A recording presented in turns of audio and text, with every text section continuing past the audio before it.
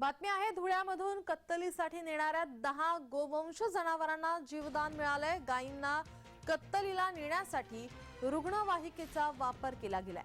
शिरपूर ग्रामीण पोलिसांनी तस्करीचा डाव हाणून पाडला आहे। मध्य प्रदेशातून धुळ्यामध्ये ही तस्करी केली जात होती।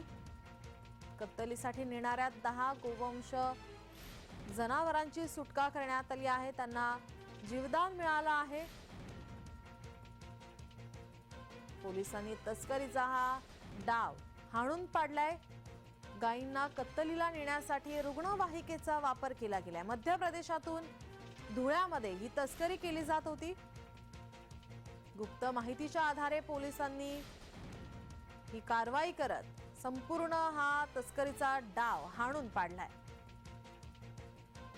कत्तलीसाठी नेणाऱ्या 10 गोवंश जनावरांना जीवदान मिळाले। मध्य प्रदेशातून धुळ्यामध्ये ही तस्करी केली जात होती। गायींना कत्तलीला नेण्यासाठी रुग्णवाहिकेचा वापर केला गेला। शिरपूर ग्रामीण पोलिसांनी तस्करीचा डाव हाणून पाडलाय।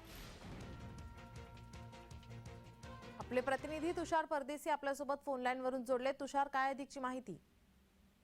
नक्कीच गोवंश कायद्यानंतर देखील गोवंशाची वाहतूक ही केली जात आहे। अशाच प्रमाणे धुळे जिल्ह्यात हा एक प्रकार समोर उघडकीस आलेला आहे। पोलिसांना गोपनीय माहिती मिळाली होती की मध्य प्रदेश सेंधवा कडून धुळे जिल्ह्याकडे अँब्युलन्स येते। अँब्युलन्स मध्ये निर्दयीपणे गुरांची वाहतूक केली जात आहे।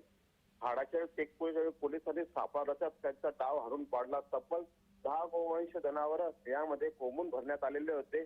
पोलिसांनी वेळीच सापळा रचला आणि त्या गोवंश जनावरांची कत्तलीसाठी नेऊन चालवण्याची सुटका केलेली आहे। यांच्या विरोधात शिरपूर तालुका पोलीस येथे गुन्हा दाखल देखील करण्यात आलेला आहे आणि एका व्यक्तीला अटक देखील करण्यात आलेली आहे। धन्यवाद तुषार, तुम्ही दिलेल्या सविस्तर माहितीसाठी।